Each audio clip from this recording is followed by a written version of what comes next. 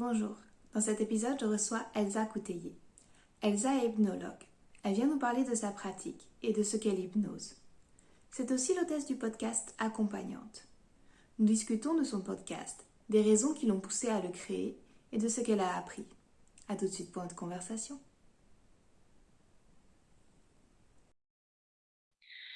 Bonjour Elsa, je suis ravie de vous recevoir. Vous êtes Elsa Coutellier, vous êtes hypnothérapeute et aussi l'animatrice du podcast Accompagnante.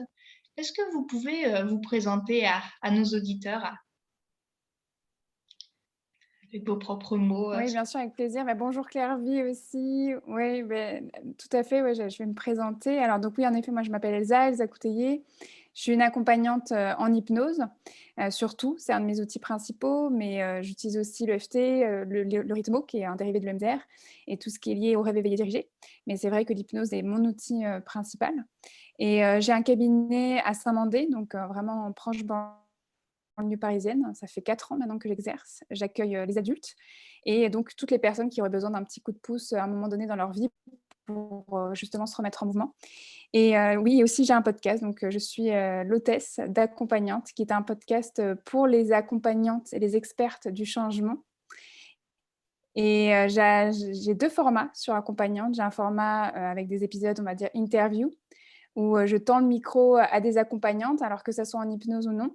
C'est vrai que les premiers épisodes, là, ils sont très orientés hypnose, mais on va voir hypnose et yoga, hypnose et coaching. Là, bientôt, il va y avoir hypnose et enfance, hypnose et aussi tout ce qui est lié à la voix, au coaching vocal. Donc, l'hypnose fait partie, on va dire, de mes thèmes principaux, mais j'oriente aussi avec d'autres pratiques beaucoup plus complémentaires. Et au fur et à mesure, je vais aussi interviewer des personnes qui sont de toute manière des accompagnantes dans le mieux-être ou dans le bien-être. Ça, c'est vraiment, j'y tiens. Et j'ai un autre format, c'est plutôt un épisode sous format de solo, où je suis toute seule. Et là, j'anime en ce moment une série audio qui est vouée à aider les personnes qui sont dans une forme de recherche autour de la reconversion professionnelle vers les métiers de l'accompagnement. Donc, on part du tout début jusqu'à le moment où on s'installe, où on doit communiquer. Et donc là, j'ai encore quelques épisodes sur cette série audio, mais après, j'élargirai un peu plus sur des thématiques qui vont toucher à l'hypersensibilité, mais aussi être mère et accompagnante. J'ai aussi fait un épisode sur la communication et le personal branding. Voilà. Donc, c'est des thématiques qui peuvent aider à un peu naviguer justement dans le monde de l'accompagnement quand on est soi-même accompagnante. D'accord, merci. Et, justement, en préparant ce podcast, j'ai écouté le premier épisode de la série où vous parlez de la reconversion et j'ai trouvé déjà super intéressant et j'avais envie de vous poser la question, vous, comment vous avez vécu cette reconversion? Comment vous avez rencontré l'hypnose? Mmh. C'est vrai que accompagnante en hypnose, c'est pas ma casquette, 1re, on va dire. J'ai eu un premier métier qui était, celui de la enfin, qui était communicante. J'ai évolué dans le monde de la communication, plus particulièrement dans la communication et les médias autour de la production audiovisuelle. Donc ça, c'était mes premières années. J'ai vraiment eu un parcours, classique autour de la communication, donc dans une grande école de communication. Et après, quand j'ai eu mon diplôme, j'ai eu plusieurs expériences, donc quelques années, en agence de communication, puis après en société de production audiovisuelle. Et puis, finalement, à un moment donné, j'avais comme une envie de concrétiser une intuition qui était là depuis toujours, que mon impact n'était pas là. Mon impact n'était pas dans ce genre de structure. Et en plus, si on revient à mes toutes premières années d'études, moi, j'ai commencé dans la communication, mais plutôt le côté communication interpersonnelle et communication interculturelle. Et ça m'avait beaucoup plu. Et puis après, c'est vrai que j'étais allée plus dans la communication, on va dire, institutionnelle et commerciale. Et à un moment donné, je me suis dit: «Tiens, si finalement ça, c'était pas mon premier amour, la communication interpersonnelle, la communication interculturelle», et je me suis dit: On y va», parce que, de plus en plus, je me sentais attirée par ça. Et après, il fallait savoir, en fait, comment. Et à ce moment-là, moi, comme j'étais dans une grande recherche, de sens, je me posais beaucoup de questions sur, justement mon identité. Et j'essayais vraiment de découvrir au maximum, qui j'étais. Je suis tombée, sur un super praticien en hypnose qui m'a fait découvrir l'hypnose. Et j'ai beaucoup, beaucoup aimé, l'approche qu'il avait. Non seulement, en fait, son style d'accompagnement, mais après je me suis rendu compte que c'était très lié à la philosophie de l'hypnose, aussi, en fait, à cette pratique. Et donc je me suis renseignée et à un moment donné, je me suis dit: «Bon, je vais arrêter de tourner autour du pot». Et je me suis inscrite en formation pour vraiment devenir accompagnante, en hypnose. Et donc c'est comme ça que j'ai vécu ma reconversion professionnelle. Ça a été, fait par grandes étapes, mais on va dire que ça s'est fait assez rapidement parce que c'est vrai que moi, je suis d'un caractère où, une fois que j'ai décidé, bah, j'y vais et j'y vais à fond. C'est vraiment, en fait, ma personnalité mais ça s'est très bien fait. Bien sûr, sans doute, ce qui est absolument normal et j'ai même envie de dire, sain, surtout quand on accompagne. Mais quelque part, c'était une certaine forme d'évidence. Souvent, je dis que quand j'ai commencé, mes premiers jours de formation en hypnose à l'Arche, j'avais l'impression, d'être comme à la maison, d'être enfin arrivée. Je pense que c'était lié à la rencontre avec l'hypnose, mais je dirais plus avec l'accompagnement, finalement, avec, cette, idée où on était maintenant dans un espace où on pouvait parler, d'émotions, on pouvait parler de sentiments, on pouvait parler de corps, on pouvait parler d'intuition. Voilà, on pouvait parler de communication, mais de soi à soi et je me disais: «Mais ah j'ai le droit et quand j'en parle, je suis pas, bizarre, je suis pas perchée», parce que moi, ça a toujours été là. Je me suis toujours beaucoup de posé de questions sur la communication et sur la connaissance de soi, avec vraiment une grande recherche de sens. Et quand je voyais que là, en fait, c'était OK et que c'était même ce qui était recherché comme caractéristique pour accompagner, je me suis dit, bah, c'est super, quoi. Donc voilà, vraiment un sentiment très positif pour cette reconversion professionnelle. Et du coup, comment ça se passe? Vous avez fait votre formation et puis, dès que vous avez eu, le papier de praticien en hypnose en poche, vous vous êtes lancé ou alors il y a eu quand encore quelques doutes? Est-ce que je quitte mon emploi? Est-ce que je fais ça progressivement? Alors non, moi j'avais déjà tout mis en place pour me consacrer à 100 à la formation. Vraiment, c'est à partir du moment où je me suis inscrite, j'ai, fait en fait une rupture, je ne sais même plus comment ça s'appelle. Rupture Mais quelque part, voilà, conventionnelle? exactement, un commun accord. Ça s'est très bien passé, vraiment sans aigreur, j'ai eu de la chance et donc je me suis consacrée 100 à cette formation et quelque part, déjà dans l'idée de professionnaliser et d'avoir vraiment le projet de construire mon activité et donc de m'installer en cabinet. Ça, c'était vraiment évident pour moi. J'ai cru que tout le monde était comme ça d'ailleurs en formation, mais je me suis rendu compte que les profils étaient très différents. Il y avait des personnes qui faisaient ça vraiment pour une démarche 100 personnelle, d'autres c'était moitié-moitié. Puis il y a des personnes, elles voulaient accompagner et en même temps, il y avait quelque chose qui n'était pas prêt vraiment à l'intérieur d'elles-mêmes, ce qui est normal hein, pour certaines personnes. Mais c'est vrai que là, moi, j'étais vraiment 100 prête, en tout cas dans cette envie de concrétiser ça dès la certification. C'était assez évident. Et comme j'ai dit tout à l'heure, comme je suis d'un caractère très pushy, quelque part, moi, j'ai vraiment envie d'y aller, même si j'avais peur. Hein, j'y vais, mais j'ai peur. C'est vraiment ça, c'est un de mes motos. Et il fallait que j'y aille déjà pour tester, pour concrétiser, pour vraiment voir si finalement, dans le concret, au quotidien, ça allait vraiment me plaire. J'avais vraiment besoin d'aller tester jusqu'au bout mon projet. Et dès les premiers mois, ça a très bien fonctionné. Et donc là, maintenant, ça fait 4 ans que j'accompagne avec l'hypnose. Ouais. D'accord et bah, je le disais en vous présentant, vous êtes aussi l'animatrice du podcast Accompagnante. C'est quoi qui vous a donné envie d'animer ce podcast, tourné vers les personnes, qui accompagnent elles aussi? Alors, c'est plusieurs choses. Je pense que la première chose, c'est que quand là, Accompagnante existe depuis décembre 2020. Donc ça fait même pas un an, ça va faire bientôt un an. J'ai l'impression que c'est beaucoup plus parce que j'ai l'impression que ça a toujours été là dans ma vie tellement ça prend de place aujourd'hui. J'ai créé Accompagnante parce que je crois que j'étais arrivée à un moment donné où j'avais assez de recul justement sur mes débuts et en même temps j'étais encore dedans pour me dire que tiens, j'aimerais quand même me retourner et tendre la main à des personnes qui en auraient besoin comme moi finalement j'aurais voulu qu'on me tende la main. Alors c'est pas que j'ai eu des portes fermées, des choses comme ça, c'est pas du tout ça. Mais quelque part, je trouve qu'il y a encore beaucoup de place pour pouvoir transmettre, pour pouvoir aider des personnes qui cherchent, à avoir des réponses pour savoir, mais qu'est-ce que ça veut dire accompagner? Qu'est-ce que ça veut dire travailler comme ça dans un cabinet? Qu'est-ce que ça veut dire d'accompagner avec l'hypnose, par exemple, ou d'accompagner avec d'autres pratiques? Pour rentrer dans le concret, pour un peu plus, permettre aux personnes d'être des petites souris, pour, avoir des informations plus claires sur, finalement, qu'est-ce que ça veut dire, être une accompagnante? Parce que c'est vrai que moi, j'étais beaucoup sollicitée aussi, par des personnes qui me trouvaient sur mon site internet ou sur mon compte Instagram de base et qui m'envoyaient beaucoup de messages pour que je puisse échanger avec elles pour voilà, une demi-heure, une heure sur leur parcours et aussi sur le mien pour pouvoir brainstormer sur quel projet elles pouvaient monter justement avec leur appétence personnelle. Et donc avec beaucoup de questions qui revenaient et c'était souvent les mêmes. Et je me suis dit, mais finalement, autant peut-être créer un espace où déjà ces réponses, elles sont là. Les gens peuvent vraiment les trouver beaucoup plus facilement qu'en le sollicitant ou en sollicitant one-to-one différents thérapeutes, même si ça peut être très riche et très intéressant. Mais quelque part, en plus, moi, c'est venu au moment où mon activité a vraiment, vraiment explosé et j'avais de moins en moins de temps à consacrer à ces personnes-là, alors que je trouve que c'est essentiel pour qu'elles puissent vraiment affiner au maximum leur projet avant vraiment de se lancer. Parce qu'une reconversion professionnelle, c'est vraiment un engagement, surtout dans l'accompagnement. On accompagne des personnes qui en ont besoin, qui ne vont pas bien. Donc, il faut faire bien les choses en sécurité.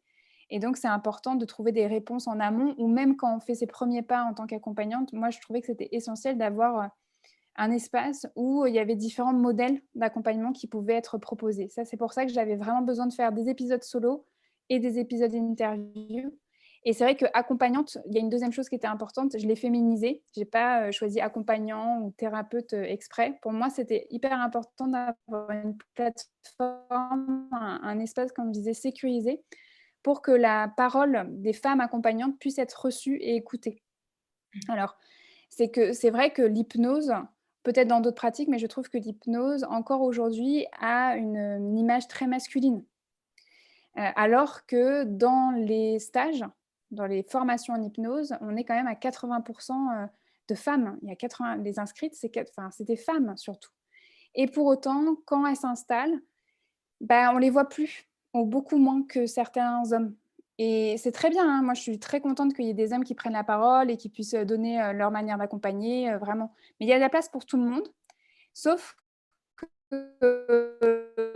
moi, c'était ma croyance et donc j'en avais aussi un peu marre d'attendre auprès de mes mentors. Je me disais, pendant longtemps, hein, je me suis dit: «Mais je peux pas, j'ai pas autant d'expérience qu'une telle, c'est plutôt une telle qui devrait écrire un article de blog, c'est plutôt une telle qui devrait faire son podcast. Moi, je peux pas, moi j'ai que, 3 ans et demi d'expérience à l'époque, ça n'a pas de sens» et finalement, j'en avais un peu marre d'attendre et je trouvais que le besoin était de plus en plus pressant, en tout cas pour moi et je me suis dit: «Bon, bah, en fait, allez, j'y vais. Si personne veut le faire, bah, moi, je vais le faire» et c'est pour ça que vraiment j'ai eu ce focus sur accompagnante pour, donner un peu plus de place, aux expertes, de l'accompagnement et du changement. Voilà. D'accord, bah, c'est vrai que ça me faisait sourire aussi parce que, bah, quand on pense à l'hypnose, on pense aussi tout au grand nom masculin de l'hypnose avec Erickson et puis moi, mon formateur en hypnose était un homme et c'est vrai qu'il y avait énormément de femmes. Bon, je pense qu'il y avait un ou 2 hommes dans la dizaine de personnes qui étaient, avec nous, mais c'était majoritairement des femmes et on les voit peut-être peu et je me demandais, c'est quoi les questions qui reviennent? C'est quoi qui les freine? Vous avez essayé d'un petit peu de résoudre ces problématiques, Mais c'est vrai que quand j'interroge les experts de l'accompagnement, il y a une réponse qui vient, c'est quelque part quelque chose de très très pratico-pratique, c'est la charge mentale. Déjà, il y a beaucoup de charge mentale, au personnel, donc on le sait, hein, aujourd'hui, il y a quand même une grande inégalité, dans cette charge mentale, pour le fonctionnement du foyer. Et donc forcément, bah, il y a ça qui pèse énormément et puis en plus, on est quand même dans une société où les femmes, comment dire? Elles sont beaucoup plus sujettes au syndrome de l'imposture ou à des sentiments d'illégitimité et donc pour vraiment d'elles-mêmes, qu'elles puissent prendre la parole, qu'elles osent porter leur voix, c'est quand même assez compliqué parce qu'on n'a pas cette culture-là. On leur a jamais appris, on leur a jamais transmis. Moi, je viens quand même du monde de la communication et des médias et quand je travaillais pour, des agences ou des sociétés de production de films, quand par exemple on faisait des reportages ou on avait besoin d'expertes, même quand on allait solliciter une experte, elle nous répondait souvent que: «Mais pourquoi moi?» et elle avait besoin vraiment qu'on justifie pourquoi on l'avait choisie. Que c'était pas dû au hasard ou à la chance et que vous vraiment on voulait l'interviewer elle et c'est pas parce qu'on n'avait pas eu, telle personne avant. Non, c'est parce qu'on voulait vraiment l'interviewer elle. Donc, j'imagine que, c'est pas dans tous les secteurs, puisque moi je l'ai connu bien avant en fait d'être dans le milieu de l'accompagnement, mais c'est vrai que dans le milieu de l'accompagnement, je l'ai ressenti, même si les choses commencent à bouger quand même. Par exemple, typiquement, je vais reparler de l'Arche, qui est l'école de formation, où voilà, où moi j'ai évolué. Ils font beaucoup, beaucoup d'efforts par rapport à ça. Ils essayent vraiment toujours d'avoir, des modèles, de formatrices, c'est-à-dire, que vraiment les stagiaires puissent avoir des modèles, hommes et des modèles femmes pour pouvoir créer en fait leur modélisation, c'est hyper important, pouvoir se projeter dans différents styles. Et en plus, je sais que même là, avec tout le travail qu'ils font sur les plateformes comme Network, ils essayent d'interviewer aussi de plus en plus de femmes. Mais c'est quand même relativement récent. Alors, c'est tant mieux, c'est super, mais c'est quand même relativement récent. Donc, je pense qu'il y a aussi tout ce passif, tout ce background où finalement, les choses changent, mais voilà, il reste encore à faire pour que ça puisse vraiment évoluer. Donc, je pense que la charge mentale de base, le fait que aussi, concrètement, on ne sait pas vraiment ce qui se passe derrière les cabinets. Ça, j'en avais discuté avec une accompagnante, Anne-Gervaise Vendange, dans son épisode interview. Elle le dit très clairement, elle le dit mieux que moi, mais en gros, elle dit les femmes qui ont leur propre formation, leur propre école d'hypnose, leur propre séminaire, ça existe. Qui ont du succès, ça existe, mais elles ont tellement de succès, ou justement, elles sont tellement affairées à transmettre que de toute manière, elles n'ont pas le temps de communiquer, elles n'ont pas le temps d'aller sur LinkedIn débattre, elles n'ont pas le temps d'animer un groupe Facebook. Plus le fait que si vous proposez des lives à 18h ou 19h, non, en fait, c'est l'heure du bain et puis du coucher. Donc, c'est le marathon en fait, du soir. Donc, non, ce n'est pas des espaces pour. Donc, et plus le fait qu'il y a une modélisation qui reste quand même assez masculine, mais qui commence à changer. Voilà, ça, plus ça, je pense que ça donne un peu l'ambiance actuelle. Et moi, j'avais envie, à mon échelle, de participer à créer des modélisations beaucoup plus fluides pour les femmes accompagnantes, pour proposer différentes incarnations, proposer différents champs lexicaux, différentes manières de pratiquer. Et ce qui est intéressant, c'est qu'à chaque épisode interview, c'est pas du tout la même ambiance, c'est pas du tout les mêmes registres qui sont évoqués, et ça montre la richesse aussi des accompagnements de la parole des femmes. Voilà, voilà, je suis tout plein d'enthousiasme pour ce projet, et même s'il me prend beaucoup, beaucoup de temps, voilà, ça me met en joie. D'accord.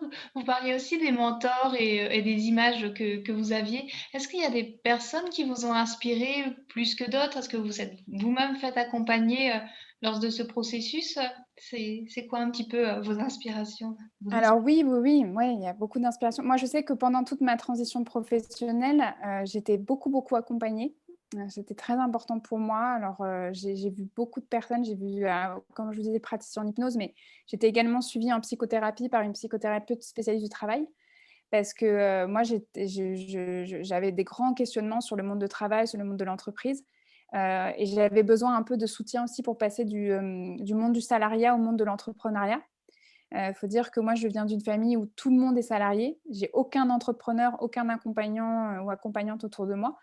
Donc, j'avais eu besoin vraiment d'être accompagnée par rapport à ça. Mais c'est vrai qu'après, j'ai pu rencontrer aussi des astrologues, praticiennes en fleurs de bac, acupunctrices, pardon.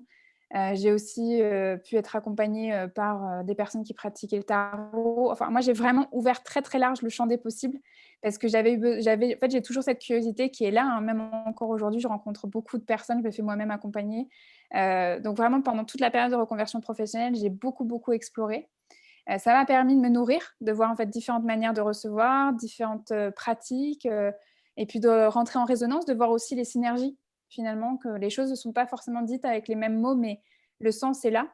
Il y a vraiment une reliance, je trouve, entre les différentes pratiques de développement personnel et du mieux-être. Et je trouve que c'est hyper important de souligner ça plutôt que de faire la guerre. Moi, je travaille encore aujourd'hui énormément en synergie. J'ai pas, là encore, hier soir, je recevais un homme et il me dit qu'il n'avait pas envie de faire une psychothérapie, mais j'ai insisté et je lui ai expliqué ce que c'était. Et je lui ai expliqué les bienfaits que ça pourrait être de déposer cette parole, et je lui ai conseillé quelqu'un, parce que moi, je pense qu'il faut être hyper humble dans sa pratique. J'aurais pu très bien l'accompagner, mais je ne suis pas psychothérapeute. Voilà, c'est vraiment un métier à part entière, et je pense que là, il avait plus besoin d'une psychothérapie d'un suivi en hypnose, même si je lui ai dit que c'était possible de, bien sûr, quand il y aurait des moments dans la psychothérapie où ça coincerait, qu'on se fasse des sessions ensemble. Ma porte est toujours ouverte. Mais il y a des synergies qui sont à trouver, parce qu'on ne peut pas tout accompagner, et surtout pas seul. Voilà, moi, je ne crois pas du tout à ce côté voilà, de la toute-puissance. Et puis, au niveau des mentors, toutes les femmes en fait, que j'ai pu interviewer pour le moment sur Accompagnante, je peux les considérer comme des mentors, parce que même si elles n'étaient pas avant cela, avant que je les rencontre, maintenant, aujourd'hui, finalement, de passer 1 heure, voire 2 heures avec elles en échange, ça m'inspire, ça me permet de voir d'autres perspectives, c'est très enrichissant. Mais c'est vrai qu'au niveau des grands mentors, je pense que il y a vraiment une formatrice qui a marqué mon accompagnement, moi, c'est Emmanuelle Sardou, que j'ai interviewée pour la toute première, enfin, c'était la toute première invitée d'accompagnante. C'était hyper important pour moi de lui demander d'être ma première invitée. Il y a Pauline Vialet aussi. D'ailleurs, son interview a été très, très, très émouvant pour moi. Il y a eu plusieurs passages où j'étais vraiment très touchée personnellement sur sa manière de pratiquer. Sinon, actuellement, moi, je suis beaucoup aussi en intervision avec une autre accompagnante qui s'appelle Hélène Vuillet. Et c'est une personne, alors c'est pas de la supervision, parce que la supervision, c'est vraiment quand on a vraiment un mentor beaucoup plus avancé qui nous fait un retour sur un cas pratique. L'intervision, c'est plus, on va dire, du collaboratif. On est vraiment voilà, sur on va dire, le même tempo au niveau de notre avancement. Et là, Hélène Vuillet, on s'apporte beaucoup mutuellement parce qu'on est très complémentaires dans notre manière de pratiquer. Voilà, c'est les noms qui me viennent, mais comme je disais, toutes les femmes que j'ai interviewées, toutes les femmes que je vais interviewer là prochainement, c'est des grandes mentors. Ouais, ouais. D'accord. Et j'avais envie de vous poser une question aussi, c'est sur les changements que vous voyez par rapport aux clients qui viennent, que vous accompagnez. Il y a des choses qui se sont passées qui vous ont étonné vous-même? Vous pouvez nous raconter peut-être quelques anecdotes si c'est possible? Ah, des changements qui ont été faits, des traversées par mes clients et qui m'ont, d'accord, qui m'ont marquée. Alors, ce qui me vient là, très intuitivement, c'est quand je ne sais pas que ça a changé, mais que ça a beaucoup changé pour, pour mes accompagnés. Typiquement, quand on m'envoie quelqu'un, enfin, quand je reçois quelqu'un et que je dis: «Bah, vous m'avez connu comment?» «Ah, bah, c'est une amie qui m'a recommandé». Parfois, je demande le nom ou la personne me donne de manière évidente, en fait, le nom. Et, et je me dis: «Ah bon, bah, et comment elle va?» «Ah bah, super, depuis qu'elle vous a vu, sa vie a changé». Et donc ça déjà, en fait, c'est très intéressant d'avoir des nouvelles comme ça, parce qu'on a beau dire à nos accompagnés: «Bah, vous me tenez au courant, hein, vraiment, j'ai envie de savoir comment ça se passe pour vous».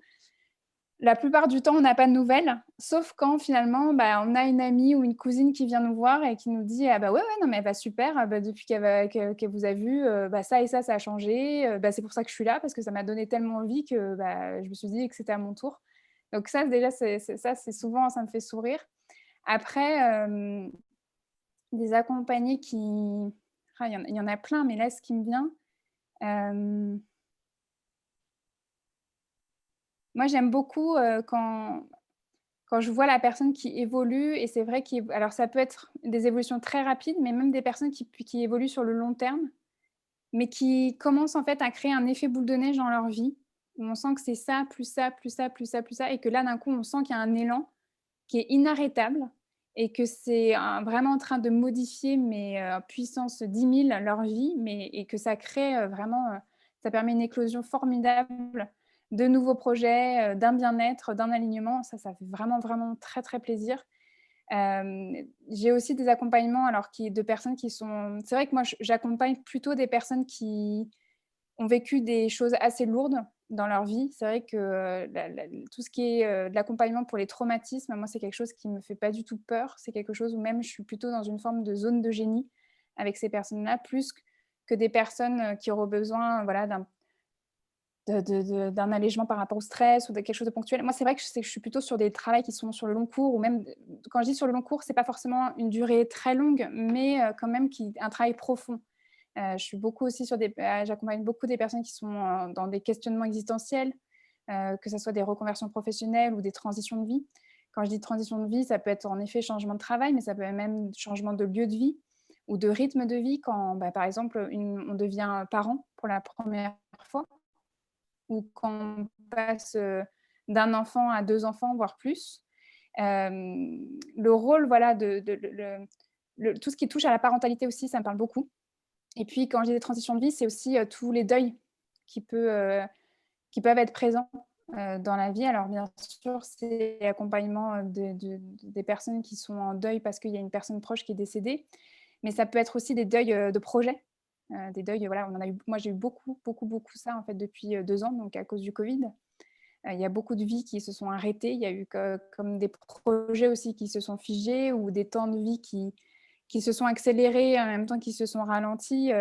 voilà, je pense que ça parlera toujours à tout le monde, cette ambivalence par rapport au Covid qu'on a depuis 2 ans. On continue à vivre et en même temps, il y a plein de choses qui sont sur pause et puis en même temps, on avance.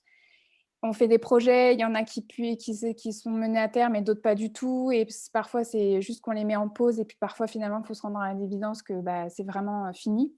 Donc voilà, il y a toutes ces transitions-là que je peux accompagner au cabinet. Donc voilà, c'est vraiment, là, l'exemple qui me marque souvent, c'est quand des personnes, n'y croient plus au tout début, vraiment, où elles ont vraiment encore elles ont juste une toute petite flamme à l'intérieur et que finalement, ça plus ça, au fur et à mesure des séances, elles se disent: «Mais c'est fou ça a changé, ça a changé, ça a changé. Ça y est, je fais plus de cauchemars» ou «Ça y est, mes cauchemars, ils changent, je commence, à évoluer, je commence à changer, de comportement même dans mes rêves, même dans mes cauchemars» et que finalement dans la vie, ça prépare à quelque chose.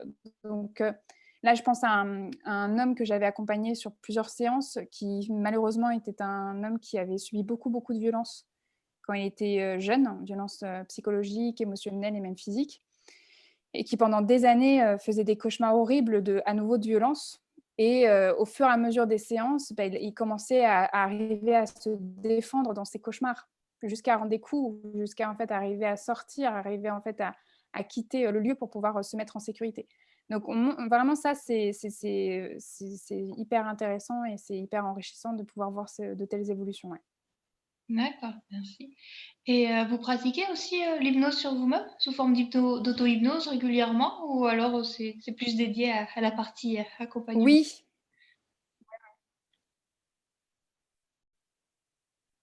Alors c'est vrai que l'auto-hypnose, moi, elle me sert beaucoup, même côté professionnel, mais pour moi. C'est-à-dire, comme quand j'ai besoin de me recharger entre 2 séances ou à la fin d'une journée, pour bien laisser, le travail du cabinet au cabinet, pas le ramener à la maison. Ça vraiment, ça a été une pratique que j'ai mise en place, pour moi parce que, au début, je pensais pouvoir faire sans et en fait, non. Avec l'expérience, on se dit que non, il y a besoin, il y a vraiment besoin de le faire. Heu, Surtout quand on commence à accompagner de manière très régulière au quotidien. Parce qu'il y a une différence. Au début, je pense que je pouvais m'en passer parce que j'avais, juste quelques séances par semaine. Mais quand vraiment, le quotidien professionnel tourne autour des accompagnements et des accompagnés, il y a vraiment besoin d'avoir une coupure. En tout cas de la favoriser en ayant quelques techniques, de nettoyage, de libération aussi émotionnelle pour pouvoir, se dire: «Bah, voilà, c'est pas c'est pas mon histoire, c'est pas mes émotions» aussi, même si ça peut me toucher. Ça vraiment l'auto-hypnose, c'est hyper important.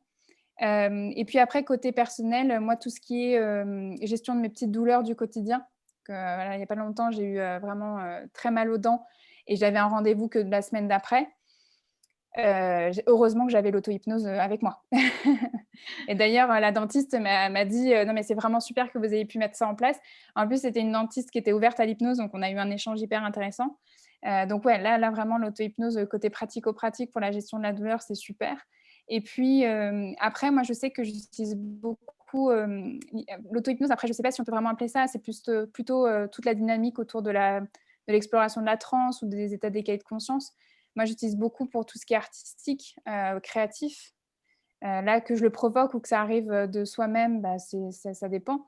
Mais moi, j'aime beaucoup tout ce qui est, autour de l'art-thérapie, donc des sessions de collage ou des sessions d'écriture. Et là, forcément, on touche à l'auto-hypnose et donc à l'exploration des états d'éveil de conscience. Et ça, c'est plus pour mes petits plaisirs, personnels.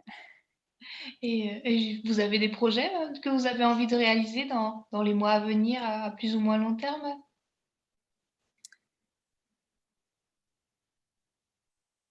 Oui, bah, oui, alors, c'est vrai que là, accompagnante, j'entame la saison 2 depuis, tout début septembre et j'espère qu'il y en aura encore beaucoup d'autres. Donc ça, c'est vraiment un projet que j'ai envie de mener sur le long cours.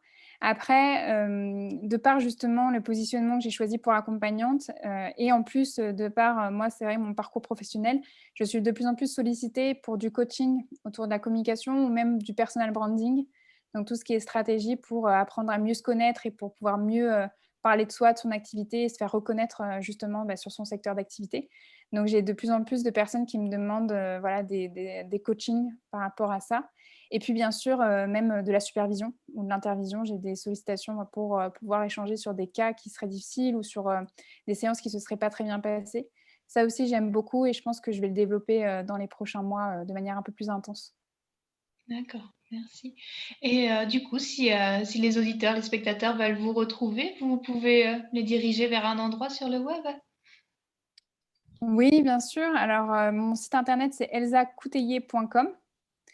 J'ai aussi donc le podcast accompagnante qui, peut être écouté, sur, par exemple, Spotify, Apple Podcast, Deezer, voilà, toutes les plateformes, donc d'écoute, de podcast et sinon, j'ai aussi mon compte Instagram @echypnose où, je partage mon quotidien d'hypno.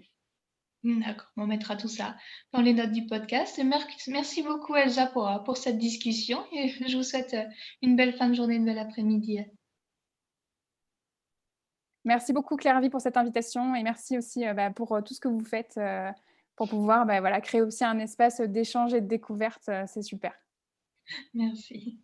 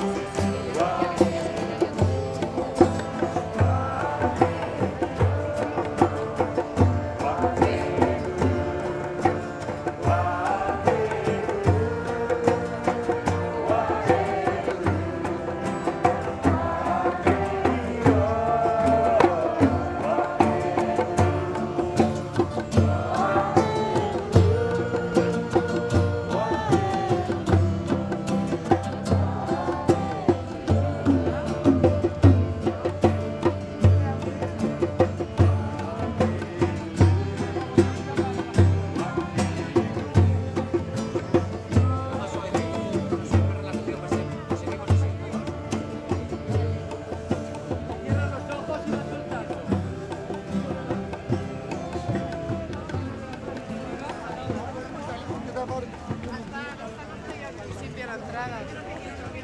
C'è la maglia.